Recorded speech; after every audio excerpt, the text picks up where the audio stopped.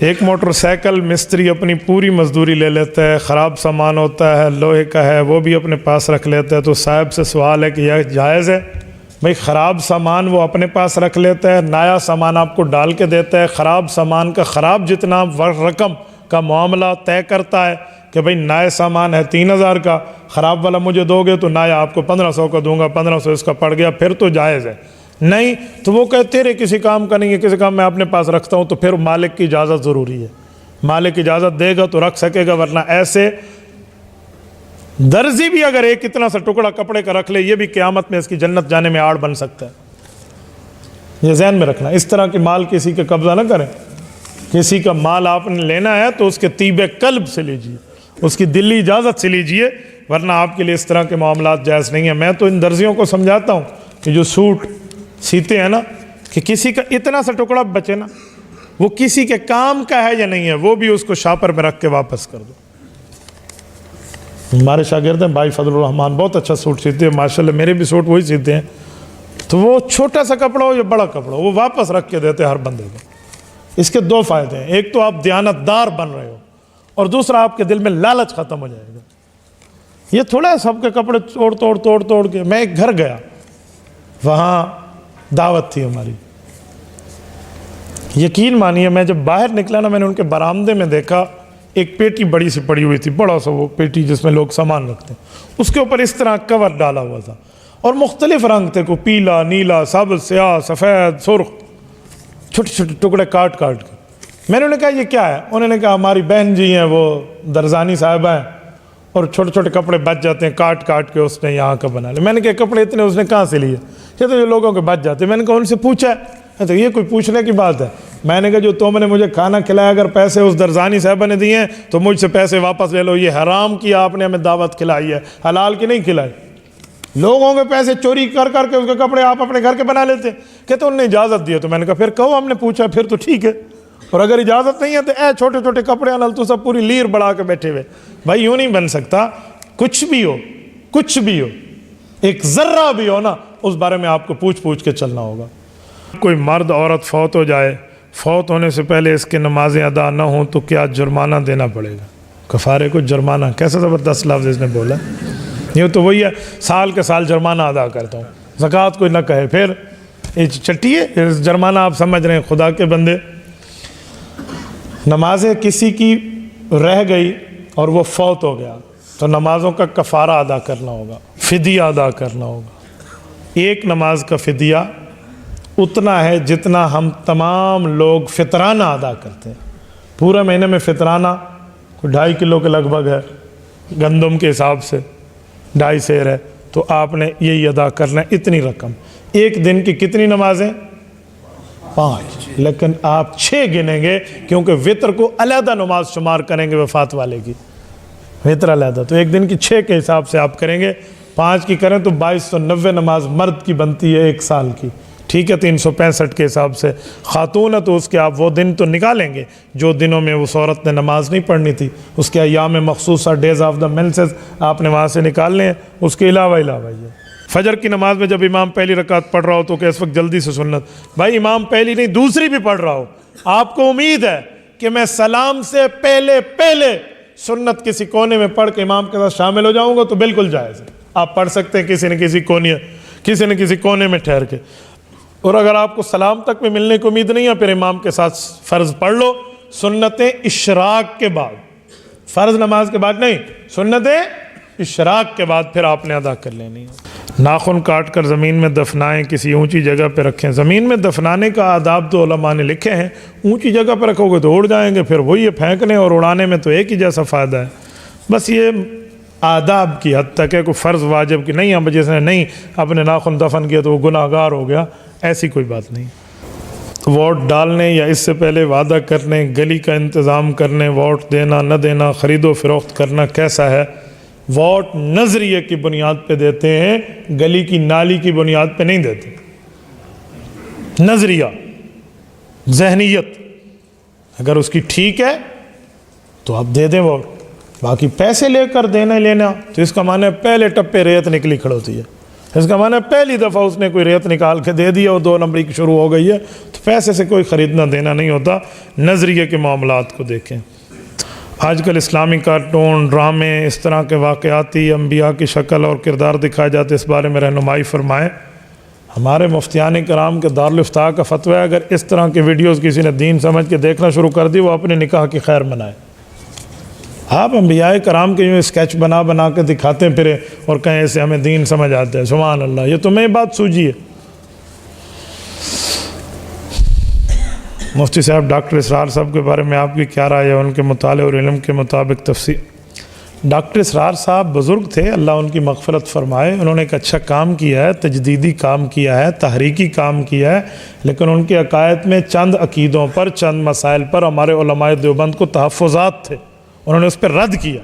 حضرت مولانا یوسف لدھیانوی شہید رحمہ اللہ نے تجدد پسندوں کا افکار لکھ کر ان پر رد کیا۔ ڈاکٹر مفتی عبدالواحد صاحب لاہور والے رحمہ اللہ، انہوں نے ڈاکٹر اسرار کے نظریات پر مستقل ایک کتاب لکھی ہے، تو آپ اس کو دیکھے بغیر عمل نہ کریں، اس لیے تھوڑا دیکھتے رہیں تو پھر معاملہ۔ آپ اپنوں کو کیوں نہیں پڑھتے؟ غیروں کو پڑھنے کی آپ کو لت پڑی ہوئی ہے۔ آپ کے مطالعے اور علم کے مطابق کون سی تفسیر زیادہ بہتر ہے؟ آپ معارف القرآن رکھ لیں، مولانا مفتی محمد شفیع رحمہ اللہ کی ہے، آپ عرف آخر ہے اس کو رکھ لیں۔ ترجمے میں آپ حضرت مفتی تقی عثمانی دامت برکاتہم کا آسان ترجمہ قرآن اپنے پاس رکھ لیں، آپ کے پاس ہونی چاہیے۔ مختصر رکھنا ہے تفسیر عثمانی رکھ لیں، تو اس تفسیر سے آپ علماء کی زیر نگرانی فوائد حاصل کر سکتے ہیں، اپنے تئیں آپ بیٹھ کے اس پہ عمل کرنا شروع نہ کر دینا۔ بلدیاتی انتخاب میں کوئی اہل زنا ہو، کوئی اہل دنیا ہو، کوئی اس طرح ووٹ دینا کیسا ہے؟ بات دوسری یہ ہے کہ استعمال والے ووٹ کے پیچھے جماعت کو دیکھنا پڑے گا، یا اس کی مثال قرون اولیٰ سے؟ قرون اولیٰ سے مثال کیسے ساتھ لوگ ہیں؟ بھائی یہ جو بلدیاتی معاملات کا جو آپ پوچھ رہے ہیں نا، آپ فرد کو نہ دیکھیں، اس کی نظریے کو دیکھیں۔ وہ اتنا اچھا ہے کہ امام بن سکتا ہے، وہ اتنا برا ہے کہ امام بھی نہیں بن سکتا، اس بات کی بات نہیں ہے۔ بات یہ ہے کہ وہ ٹھہرا کن کے ساتھ ہے، اہل حق کے ساتھ ٹھہرا ہے یا غیر کے ساتھ ٹھہرا ہے، یہ دیکھیں کس نظریے کے ساتھ ٹھہرا۔ آپ اس کی داڑھی لمبی اور چھوٹی کے چکر میں پڑ گئے، اس کی شلوار ٹخنوں سے اوپر سے نیچے، بابا آپ نے اسے ووٹ دینا ہے، امام مسجد نہیں بنانا۔ امام مسجد ہوگی تو پھر بات، امام مسجد کی سیٹ ہوگی تو پھر بات اور ہے، اور ووٹ والا معاملہ ہے تو اس کے نظریے کو دیکھیں، اس کا ساتھ کن کا ہے، وہ کن کے ساتھ ٹھہرا ہے، کس نظریے کو وہ سپورٹ کر رہا ہے، کس تہذیب کا وہ حمایتی ہے، یہ دیکھیں۔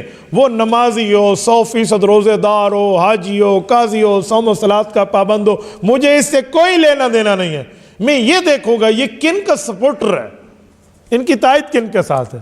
آج جسے میں ووٹ دے رہا ہوں، کل یہ ووٹ کہاں استعمال ہوگا، تو یہ تو دیکھیں نا، ایسے ہی آپ نے دیکھیں۔ باقی قرون اولیٰ میں اس کی کوئی مثال نہیں ہے بھائی، یہ قرون اولیٰ والا معاملہ نہیں ہے، یہ یہاں کے معاملات ہیں، اس کو آپ شریعت والے ووٹ نہ سمجھیں کہ یہ دین والا ووٹ ہے۔ ہم اس کو ووٹ اسی لیے کہتے ہیں کہ اب یہ ووٹ نہ دینا تو آپ اپنے ووٹ کی طاقت ضائع کر دیں، تو آپ نے اگرچہ بروں کو نہیں دیا، لیکن اچھے جو لوگ جو صحیح نظریے کے ساتھ ٹھہرے ہوئے ان کا بھی تو تعاون آپ نے نہیں کیا نا، تو اس کی باز پرس تو ہونی ہے، یہ بات ہے۔ باقی یہ نہیں ہے کہ قرآن کا حکم ہے اور حضور کے فرمان کا حکم ہے۔ لباس کس طرح سلوانا چاہیے؟ سنت کے مطابق سلوانا چاہیے، ٹھیک ہے، اور سنت کے مطابق کیسے ہے؟ جیسے اہل حق کا سنت کے مطابق لباس ہے، آپ دیکھ لیجئے، یہ سنت کے مطابق لباس ہے، اس طرح سلوانا چاہیے۔ دوسرے لفظوں میں بتاؤں، جس طرح کا لباس آپ اپنے امام مسجد کے لیے پسند کرتے ہیں نا، ویسا لباس اپنے لیے سلوانا چاہیے۔ اب سمجھ آ گیا؟ اگر آپ چاہتے ہیں کہ آپ کا امام صاحب پینٹ شرٹ پہن کے نماز پڑھائے تو اپنے لیے بھی وہی سلوا لو، اور اگر آپ چاہتے ہیں کہ آپ کے امام صاحب صحیح طور پہ جیسے آپ چاہتے ہیں اس طرح کا لباس ہو تو بہت اچھا ہے۔ میرے ایک جاننے والے تھے، وہ داڑھی مونڈتے تھے اور پینٹ شرٹ پہنتے تھے، مجھے کئی بار کسی نے کہا بھی اس کو سمجھاؤ، میں نے نہیں سمجھایا، مجھے پتہ ہے ماننے والا نہیں ہے۔ ایک دن اس نے خود پوچھا تو میں نے بتایا، مجھے کہنے لگے حضرت یہ مجھے کہتے ہیں داڑھی رکھ لو، پینٹ چھوڑ دو۔ میں نے کہا مجھ سے آپ کا کیسا تعلق ہے؟ کہتے بہت پیار کا تعلق ہے۔ میں نے کہا اگر میں داڑھی کٹا لوں اور پینٹ شرٹ پہن لوں آپ مجھ سے ملو گے؟ تو ملوں گا تو صحیح، لیکن دل دکھے گا، یہ ٹھیک نہیں کیا ہمارے استاد صاحب نے۔ تو میں نے کہا جو میرے لیے تجھے پسند نہیں ہے کہ مجھے برا لگے گا، وہ تو اپنے لیے کیوں پسند کر رہا ہے کہ تجھے اچھا لگے گا؟ تو نے بھی اللہ کو انہی 3 فرشتوں کے ذریعے 3 جواب دینے ہیں جو میں نے دینے ہیں۔ جو قبر آپ کی ہے وہ میری ہے، اس طرح کے معاملہ تو ایک ہے، تو لہٰذا ٹھیک لباس سلوا لینا، تو صحیح لباس ہونا چاہیے۔ غسل جنابت کرتے وقت حجامت کی ہاں بعض لوگ سمجھتے ہیں کہ اگر زیر ناف بال بندہ کاٹ لے جنابت کے وقت تو وہ پلیت بال جسم سے جدا ہوتے ہیں اور پوری زندگی بد دعائیں دیتے رہتے ہیں، خدا تیرے اوپر لعنت کرے، تو نے ہمیں پلیتی کے وقت میں کاٹا۔ یہ روایت نہ آج تک میں نے پڑھی ہے، نہ کہیں سنی ہے، نہ کہیں دیکھی ہے، یہ ایسے چلتی پھرتی اڑتی چڑیا کی رپورٹ ہے، ایسی کوئی بات نہیں ہے۔ جب آپ کو صفائی کی حاجت ہو آپ صفائی کر سکتے ہیں۔ اگر یہی بات ہے تو پھر جب آپ نائی سے وضو جائیں نا حجامت کرانے سر کی، تو باوضو ہو کر جانا، قبلہ رخ ہو کر بیٹھنا، ورنہ کان والے بال تمہیں کہیں گے کہ بغیر وضو کی حالت میں تو نے مجھے کٹوا دیا تھا۔ تو یہ آپ نے کون سے چکر لگا لیے؟ اتنی بھی سختی نہیں ہے جتنا آپ نے بنا لی ہے۔ ہمارے ایک دوست تھے، وہ اور میں بازار میں گئے، اپنے طالب علمی کی بات کر رہا ہوں، ہمارا ماشاءاللہ تازہ تازہ وقت لگا ہوا تھا تو ہمیں جوش زیادہ تھا۔ ہم ایک دکاندار کو دیکھتے، داڑھی والا ہے، اچھا نیک بندہ ہے، ہاں ٹھیک ہے، وقت اس کا لگا ہوگا، اچھا یہ اس کی گھر 2 تعلیمیں ہوتی ہیں کہ نہیں ہوتی روزانہ کی؟ یہ بیرونی گشت میں اور اپنے مسجد کی پتہ نہیں شرکت کرتا ہے، 2.5 گھنٹے کی تعلیم میں وقت دیتے، یہ ساری ہم شرطیں دیکھتے ہیں، ہم بازار میں ایک بھی نہ ملتا، چیز واپس آ جاتی، لیتے نہیں۔ تو ہمارے استاد جی نے ہمیں سمجھا، انہوں نے کہا گزارا کرو بھائی، تم جماعت میں بندے کو امیر نہیں بنا رہے، تم اس سے سودا لے رہے ہو، تو سودا اس سے لے سکتے ہو، یہ شرطیں اس کے لیے جن بھائیوں کو آپ وصول کر کے لے اسے سمجھاؤ۔ اچھا ٹھیک ہے استاد جی، تو آپ یہ شرطیں جو ڈال رہے ہیں یہ اس معاملات میں نہیں ہے جہاں آپ نائی کی دکان پہ گئے ہوئے ہیں۔ مفتی صاحب، مکمل وسیلے کا قائل، آپ کس حد تک وسیلے کے قائل ہیں تفصیل سے بتائیں؟ بھائی میں وسیلے کا قائل ہوں، وسیلے کے ساتھ دعا مانگیں تب بھی جائز ہے، وسیلے کے بغیر مانگیں تب بھی جائز ہے۔ احمد میں کو لیتے، میں سمجھتا ہوں ختم ہو گئے، آپ اپنے پاس رکھ کے بیٹھے ہوتے ہو۔ وسیلے کے ساتھ دعا مانگیں تب بھی جائز ہے، وسیلے کے بغیر مانگیں تب بھی جائز ہے۔ وسیلہ کسی نیک آدمی کا دیں، اچھی عبادت کا دیں، کسی بزرگ کا دیں، وہ فوت ہو گیا ہو، وہ زندہ ہو، جو بھی ہو، یا اس بزرگ نے ابھی آنا ہو تب بھی وسیلہ جائز ہے۔ جیسے حضرت امام مہدی نے آنا ہے، ہم کہہ سکتے ہیں اللہ آنے والے امام مہدی جو پیدا ہوں گے ان کے وسیلے سے ہمیں عطا فرما دے، جائز ہے۔ قرآن کریم سورت نمبر 2 سورۃ البقرہ آیت نمبر 190 رب کریم فرماتے ہیں وَكَانُوا مِن قَبْلُ يَسْتَفْتِحُونَ عَلَى الَّذِينَ كَفَرُوا، پچھلی امت کے مسلمان جب کافروں سے جہاد کرنے کے لیے نکلتے تو حضور پاک کے دنیا میں آنے سے پہلے حضور کا وسیلہ دیتے، اللہ فرماتے ہیں میں انہیں فتح عطا فرماتا۔ تو آنے سے پہلے وسیلے کو جائز کہنے پہ تو قرآن کریم موجود ہے، تو لہٰذا آپ وسیلہ دے سکتے ہیں، لیکن وسیلے میں ذہن میں رکھیں وسیلہ دے کے مانگیں گے اللہ سے، خود وسیلے سے نہیں مانگیں گے، اللہ سے مانگیں گے، اللہ اس کی برکت سے ہمیں عطا فرما دے، تو اس طرح کے معاملات رکھنا جائز ہے۔ مفتی صاحب ہم نماز جلدی پڑھیں لیکن صحیح پڑھیں، ثواب میں کوئی کمی ہے؟ جلدی پڑھنے کا معنی یہ ہے کہ آپ نے ارکان صحیح ادا کیے ہیں، آپ نے تلاوت تیز کر لی ہے تو آپ کی نماز ہو جائے گی، اس میں کوئی ثواب کی کمی کی بات نہیں ہے۔ مفتی صاحب اگر مستورات بیعت ہونا چاہیں تو ان کا طریقہ کار کیا ہے؟ مستورات بیعت ہونا چاہیں تو بیعت ہو سکتی ہیں، اس میں بیعت ہونے کا کیا مسئلہ ہے، لیکن بیعت میں مرد کا ہاتھ پکڑ کے اس طرح بیعت کی جاتی ہے، عورت کا ہاتھ پکڑ کے بیعت نہیں ہوتی، ٹھیک ہے، بس زبانی الفاظ کے حلال ہیں تو وہ ٹھیک ہے۔ مفتی صاحب لوگ کہتے ہیں ہفتے کے دن مچھلی نہیں کھانی چاہیے، اس پر ذرا تفصیل سے بتا دیں۔ کیوں؟ آپ موسیٰ علیہ السلام کی امت ہیں، موسیٰ علیہ السلام کی امت کو اللہ پاک نے منع کیا تھا کہ وہ نہ کھائے، آپ موسیٰ علیہ السلام کی امت ہے تو ٹھیک ہے پھر، اور اگر آپ رسول اللہ صلی اللہ علیہ وسلم کی امت ہے تو ہمیں تو کوئی ہفتے کے دن مچھلی کھانا منع نہیں ہے، اور جس بندہ کہتے ہیں نا مچھلی کھانا ہفتے والے دن منع ہے، اسے کہا جی ہمیں کھلا دیا کر، ٹھیک ہے ہم کھا لیں گے، اللہ خیر صلی اللہ تجھے دعائیں دیں گے بھائی۔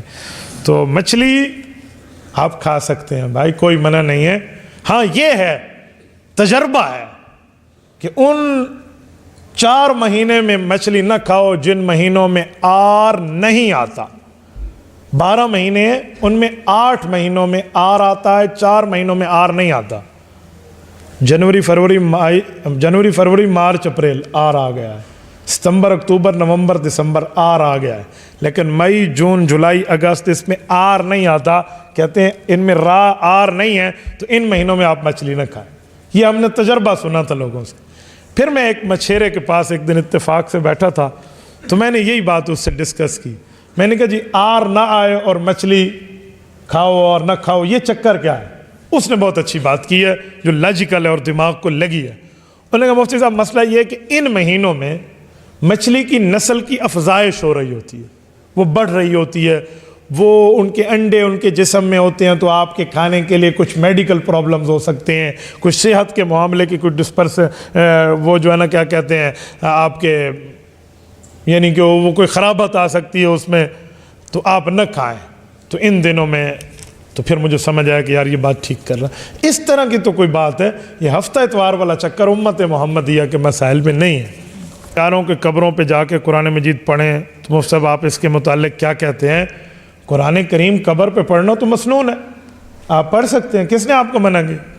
صحیح مسلم جلد نمبر 1 حضرت عمرو بن عاص رضی اللہ عنہ کی روایت ہے کہ جب میرے اوپر مٹی صحیح کر لینا اپنے بیٹوں کا، فشنوا علی التراب، جب مٹی صحیح کر لینا پھر میرے اوپر اتنا بیٹھ کر قرآن کریم پڑھنا اور بیٹھے رہنا جہاں تک کہ اونٹ ذبح ہو کے تقسیم ہو جائے، اتنا ٹائم تھا۔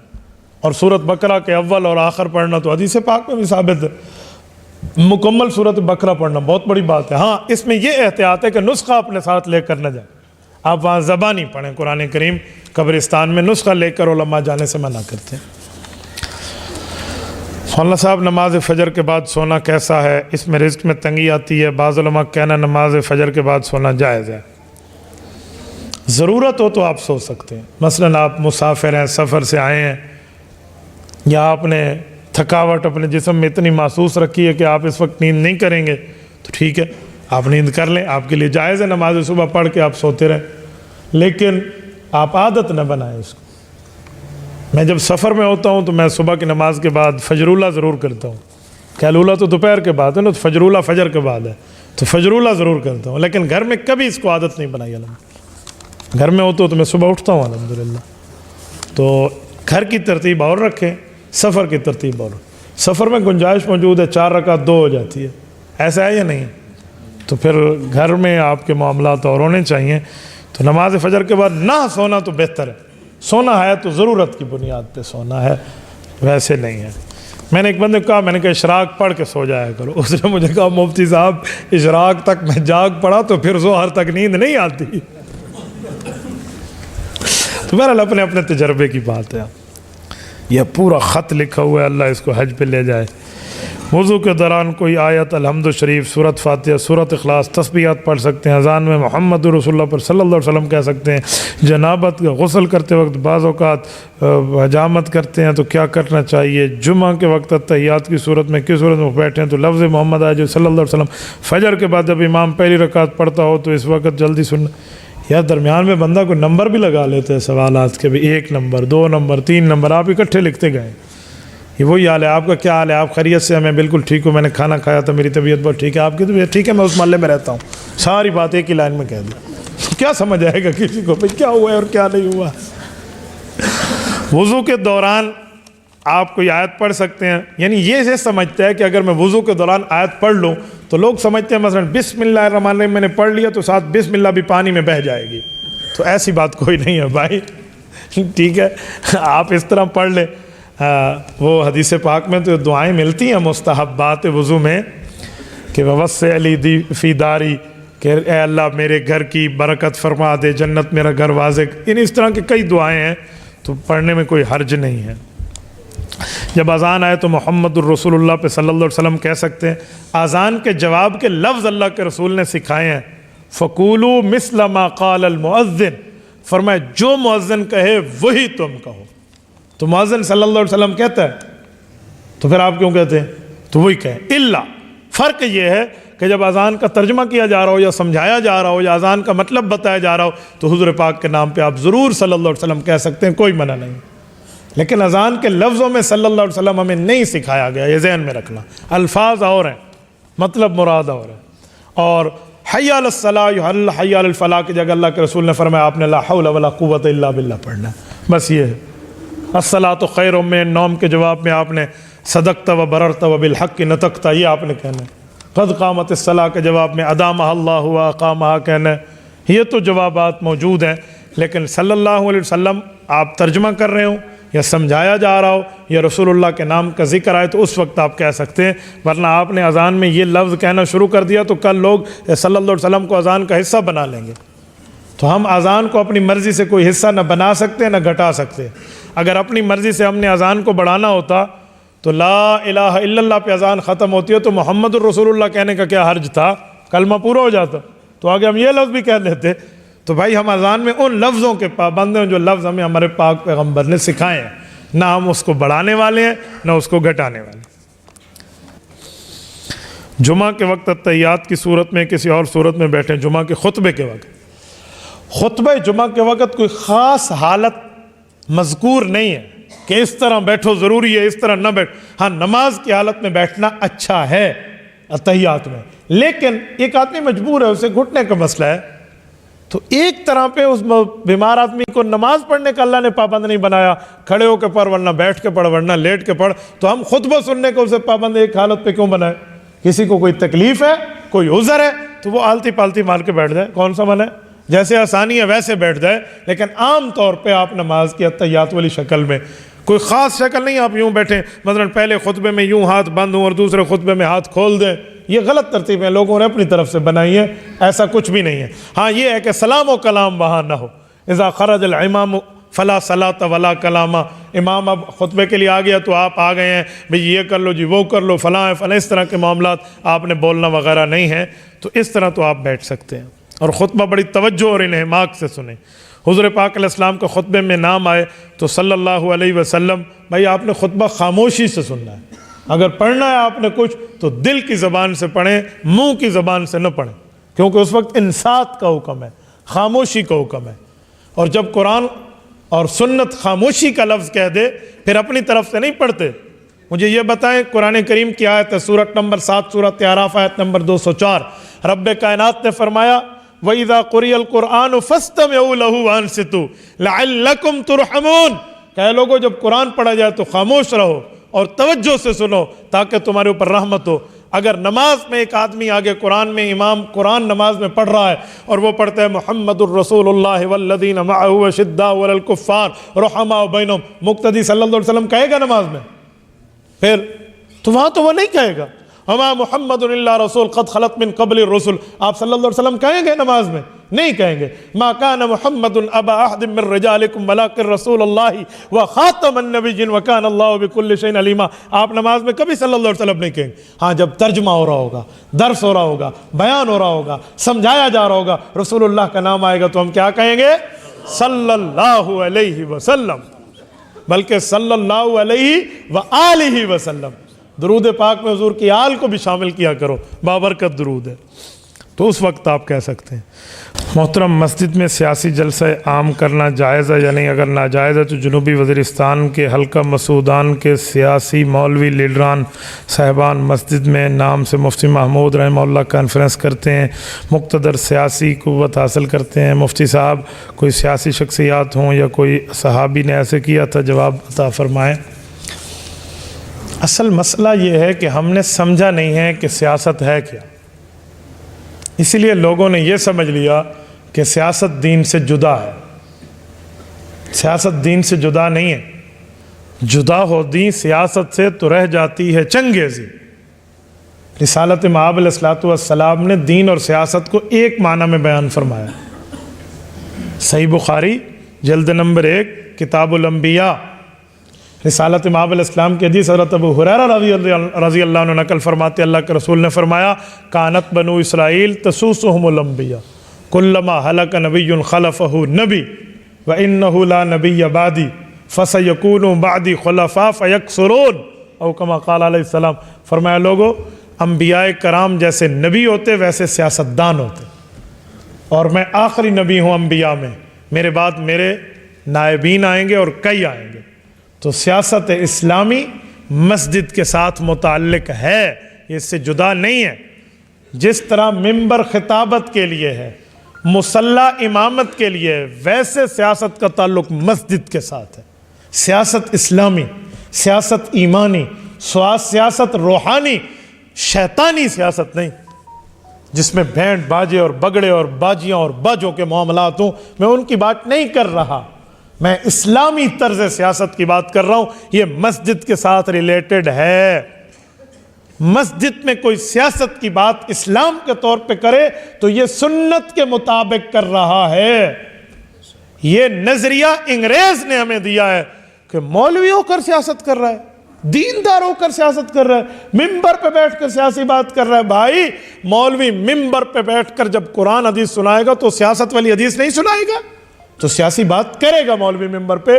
کیوں؟ سیاست انبیاء کی میراث ہے اور انبیاء کے وارث علماء ہے, تو وہ کریں گے. یہ جو میرے بھائی کا سوال ہے, اس کے دل میں دین کا درد ضرور ہے, لیکن اس کو اس حدیث پاک اور دین کا علم نہیں ہے. میں اس بھائی کی نفی نہیں کرتا, میں اس کے جذبے کو سلام پیش کرتا ہوں جو اس نے سوال کیا, لیکن میری بات کا جواب بھی سمجھیے. جو آپ کے دل میں دین کا درد ہے نا, تو آپ یہ کہنا چاہ رہے ہیں کہ سیاسی بات مسجد میں کیوں ہے. بھائی سیاست شیطانیہ اور سیاست اسلامیہ میں فرق ہے. اسلامی سیاست کی بات مسجد میں, مدرسے میں, ممبر پہ, محراب میں کرنا عین طریقہ اسلام ہے. میں اس کی مثال دیتا رہتا ہوں. کوئی بندہ کبھی گلہ کرتے ہوئے کہے کہ آج ریل پٹڑی پر جا رہی تھی, تو لوگ کہیں گے بھائی ٹھیک ہی تو ہے, ریل پٹڑی پہ جائے گی, کوئی موٹر وے پہ تو نہیں جائے گی. بے ریل سی پیک پہ جا رہی ہے, ایسے تو نہیں ہوگا. سی پیک ریل والا ٹریک نہیں, موٹر والا ٹریک. تو بھائی مولوی ممبر کو سیاست کے لیے استعمال کر رہا تھا, بابا کرے گا وہ, کیونکہ وہ سیاست کو نبوت کی میراث سمجھتا ہے. تو اس طرح کے مسائل میں سیاسی طور پہ عالم کو گفتگو کرنی چاہیے اور ممبر پہ کرنی چاہیے. میں ان علماء کو اپریشیٹ کرتا ہوں جو ممبر کو اسلامی سیاست کے لیے استعمال کرتے ہیں. میں سلام پیش کرتا ہوں. کیوں؟ وہ حدیث پاک کے مطابق عمل کر رہے ہیں. بخاری شریف کی حدیث میں صرف نماز کا ذکر نہیں ہے, صرف روزے کا نہیں ہے, صرف حج کا نہیں ہے, صرف زکوٰۃ کا نہیں ہے, صرف نکاح کا نہیں ہے, صرف قربانی کا نہیں ہے, صرف داڑھی کا نہیں ہے, صرف پگڑی کا نہیں ہے, صرف دینداری کی عام طور کی بات نہیں ہے. وہاں حدیث میں سیاست اسلامی کی بھی بات ہے. تو مولوی سیاست اسلامی کی بات مسجد میں کرے گا, کرنی چاہیے. میں اپنے جمعے میں ایک مرتبہ سیاسی عنوان پر الیکشن کے دنوں میں بات کر رہا تھا, تو ایک ایس پی ریٹائر میرے جمعے کے مقتدی تھے, وہ کھڑے ہو گئے. میں نے کہا ممبر کو سیاست کے لیے استعمال کرتے ہو؟ میں نے کہا جی ایس پی صاحب آپ نے بات کر لی, اب مجھے بھی کر لیں. میں نے یہی حدیث پڑھ کے ان کو بات کی, تو کہتے ہیں میں نے زندگی میں پہلی مرتبہ یہ حدیث سنی ہے. بابا ہم نے بھنگڑوں کو, ہم نے باجوں اور باجیوں کے نچوانے کو اور قوم کی عزتوں کو برسر چوک نیلام کرنے کو سیاست سمجھا. یہ سیاست نہیں ہے. سیاست اسلامی مسجد کے اندر ہوتی ہے, ممبر کے اندر ہوتی ہے. صحیح بخاری جلد اول کتاب الصلاۃ, حضرت ابوبکر صدیق کے لیے اللہ کے رسول نے فرمایا لا تبکین خوخۃ فی المسجد الا خوخۃ ابی بکر. کہا لوگو مسجد میں سارے اپنے دروازے جو کھولتے تھے بند کر دو, اپنے اپنے گھروں کے دروازے گلی کی سائڈ پہ نکالو. اس مسجد میں یا میرا دروازہ کھلا رہے گا یا ابو بکر کا کھلا رہے گا. کیوں؟ آج مسجد میں آتا ہوں, دین کا نظام سنبھالتا ہوں, کل ابو بکر آئے گا, تو ابو بکر خلیفہ وقت کا اسمبلی حال قرار دینا, یہ رسالت مآب نے مسجد نبوی کے بارے میں فرمایا. خلیفہ وقت اسمبلی میں مسجد میں آئے گا. حضرت ابو بکر صدیق رضی اللہ کا کون سا پارلیمنٹ تھا؟ حضرت عمر کا کون سا تھا؟ حضرت عثمان کا کون سا تھا؟ سیدنا حیدر کرار رضی اللہ عنہ کا کون سا تھا؟ ان کا پارلیمنٹ یہ مسجد کی صفیں تھی اور مسجد کی چٹائیاں تھیں. تو بھئی مسجد کو اسلامی سیاست کے لیے استعمال کرنا عین جائز ہے. یہ میرے بھائی نے جو سوال کیا ہے, ضرور اس کے دل میں دین کا درد ہے, لیکن دین کا علم اور دین کا درد دونوں آپ ساتھ ملائیں, روح اور جسم دونوں کا تعلق ہو تو زندگی رہتی ہے. کہتے ہیں چوری کے پانی سے غسل ہوتا ہے. بابا چوری کے پانی سے غسل بھی ہوتا ہے اور وضو بھی ہوتا ہے, لیکن چوری کرنا گناہ ہے. چوری کرنا گناہ ہے نا بھائی. چوری کا پانی کوئی پیشاب تو نہیں بن جاتا, چوری کا پانی پانی ہوتا ہے.